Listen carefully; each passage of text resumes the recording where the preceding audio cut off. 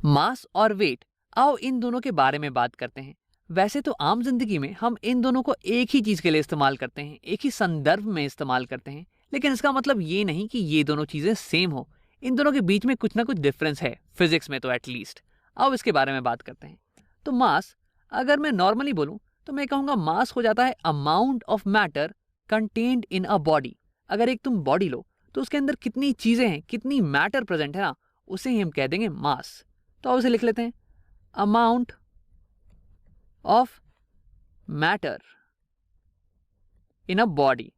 अब देखो, अगर फिजिक्स में जाएं तो इसकी डेफिनेशन ये होती है कि अगर तुम एक बॉडी लो और उस पर एक फोर्स लगाओ तो ये बॉडी कितना रिएक्ट कर रही है उस फोर्स के कारण। How much does a body react to a force. अब देखो, अगर मैं सेम फोर्स लगाऊं एक भारी ऑब्जेक्ट पे और एक हल्की ऑब्जेक्ट पे, तो क्या होगा कि जो भारी ऑब्जेक्ट है जिसका मास ज्यादा है उसकी एक्सेलरेशन कम होने वाली है, और जो हल्की ऑब्जेक्ट है उसकी एक्सेलरेशन ज्यादा होने वाली है। तो यानी कि जो हल्की ऑब्जेक्ट है ना वो ज्यादा रिएक्ट कर रही है और जो भारी ऑब्जेक्ट है वो कम रिएक्ट कर रही है। तो यानी कि इस रिएक्शन को, इस एक्सेलरेशन को नोट करके मैं ये बता सकता हूं कि किस बॉडी का मास ज्यादा है और किस बॉडी का मास कम है। अब आप बात करते हैं वेट की। तो देखो, वेट असल में ये हो जाता है the gravitational force on a body. एक बॉडी पे जितनी ग्रेविटेशनल फोर्स लग रही है ना, उसी को हम कह देते हैं वेट। अब उसे लिख लेते हैं। तो देखो, इसका एसआई यूनिट क्या हो जाने वाला है। अब इसकी यूनिट्स हो जाएंगी न्यूटन, क्योंकि फोर्स की यूनिट होती है न्यूटन। न्यूटन या फिर केजी मीटर पर सेकेंड स्क्वायर, केजी मीटर पर सेकेंड स्क्वायर। और यहीं पे मास, इसकी यूनिट हो जाने वाली है केजीस, या फिर तुम पाउंड्स का भी इस्तेमाल कर सकते हो अगर तुम इंग्लिश सिस्टम का इस्तेमाल कर रहे हो तो, लेकिन हम बस केजी की बात करने वाले हैं। तो आओ एक एग्जाम्पल कर लेते हैं। मेरा मास ये कुछ 70 केजीज का है, यानी कि मैं बना हुआ हूं 70 केजी के मैटर से। मेरे अंदर 70 केजी का मैटर है। अब देखो, ये मेरा वेट नहीं हो जाएगा। आम जिंदगी में हम जरूर ये बोलते हैं कि वेट मेरा है 70 केजीज, लेकिन ये फिजिक्स में सही नहीं है। आओ वेट कैलकुलेट करते हैं। तो वेट होता है gravitational force on a body. तो यानी कि मेरे ऊपर कितनी ग्रेविटी की फोर्स लग रही होगी। अब मैं धरती पे हूं, यानी कि ग्रेविटी का फोर्स लगा रही होगी धरती। अब इस फोर्स को कैलकुलेट करना मुझे आता है। ये होता है force of gravity, this is equal to capital G, universal gravity का constant, this into mass of first body into mass of second body m2 divide by the distance between the centre of these two bodies. इन दोनों body के बीच की distance का whole square, are square.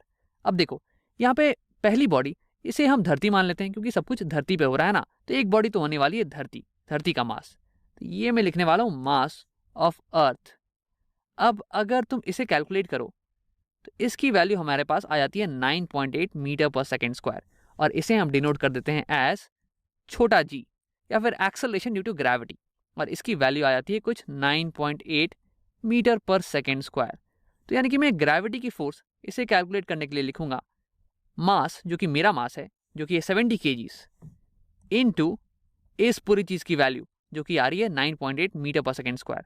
तो 70 KGs into 9.8 metre पर second square. अब अगर तुम इसे सॉल्व करो, जो कि मैंने पहले ही कैलकुलेट करके रख लिया है तुम्हारे लिए, तो इसकी वैल्यू आएगी कुछ 686 यूनिट्स हो जाएंगे केजी मीटर पर सेकेंड स्क्वायर, या फिर इस पूरी चीज को हम न्यूटन भी बोल देते हैं, न्यूटन। ठीक है, अब ये होगी मेरी ग्रेविटी की फोर्स जो कि धरती लगा रही है मेरे ऊपर, और यही हो जाएगी मेरी वेट। लेकिन आम जिंदगी पे हम इस नंबर का कभी इस्तेमाल नहीं करते हैं। तुमने कभी किसी से नहीं सुना होगा ये कहते हुए कि उनका वेट 600 न्यूटन का है, बल्कि वो लोग बोलते होंगे कि उनका वेट ये 70 केजीज है।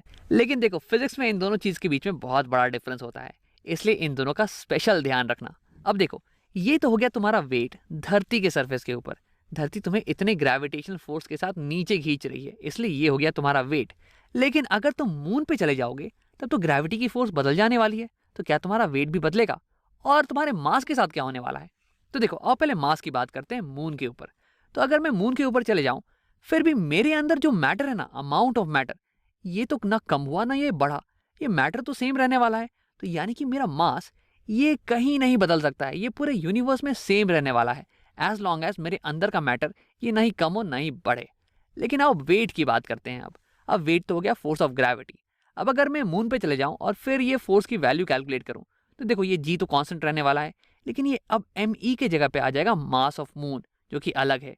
और सिमिलरली ये रेडियस ऑफ मून ये भी चेंज हो जाने वाली है।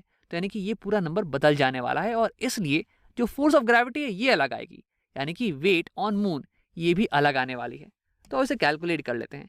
मैंने कभी सुना था कि वेट ये ऑन मून ये होती है 1/6, क्योंकि फोर्स ऑफ ग्रेविटी ये होती है 1/6 of force of gravity on earth. तो यानी कि वेट ऑन मून ये भी हो जाएगा, वेट ऑन मून ये भी हो जाएगा 1/6 ऑफ वेट ऑन अर्थ, जो कि है 686 न्यूटन। तो यानी कि ये आने वाला है कुछ 114 न्यूटन के बराबर। तो देखो वेट होता है ग्रेविटेशनल फोर्स के बराबर, और ग्रेविटेशनल फोर्स का फॉर्मूला है ये।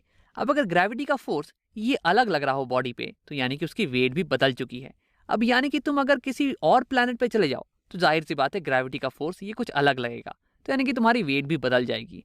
अब अगर तुम धरती पे ही हो और मान लो कि तुम जमीन से पहाड़ के ऊपर चले जाओ, तो भी ये ग्रेविटी का फोर्स बदल जाने वाला है, क्योंकि उस केस में ये आर जो कि distance from the centre of the earth है ये बदल जाने वाली है तुम्हारी, और इसलिए ये फोर्स ऑफ ग्रेविटी बदल जाएगी और तुम्हारी weight on top of a mountain ये भी अलग आने वाली है। अब अगर तुम धरती पे ही पोल पे अपना वेट मेजर करो और इक्वेटर पे अपना वेट मेजर करो, तो ये भी अलग आने वाला है। और ऐसा इसलिए क्योंकि धरती थोड़ी सी चपटी है पोल्स पे। धरती एक ऑरेंज के शेप में है, ये देखो यहाँ पोल्स पे थोड़ी सी चपटी है, ये डायमीटर थोड़ा छोटा है, जबकि ये डायमीटर ये थोड़ा लंबा है। तो यानी कि अगर तुम पोल्स पे अपना वेट मेजर करोगे ना, तो ये रेडियस ये थोड़ी छोटी आने वाली है, और इसलिए फोर्स ऑफ ग्रेविटी यहाँ पे बदल जाने वाला है, और इसलिए तुम्हारा वेट ऑन पोल ये भी थोड़ा अलग आने वाला है। लेकिन तुम्हारा मास ये कभी बदलने वाला नहीं है। मास होता है amount of matter present inside you, और एज लॉन्ग एज ये मैटर का अमाउंट ये चेंज नहीं हो, ये कम या बढ़े नहीं, तब तक तुम्हारा मास ये सेम ही रहने वाला है, चाहे तुम कहीं भी चले जाओ, किसी भी प्लैनेट पे, किसी पहाड़ के ऊपर या कहीं पोल पे चले जाओ।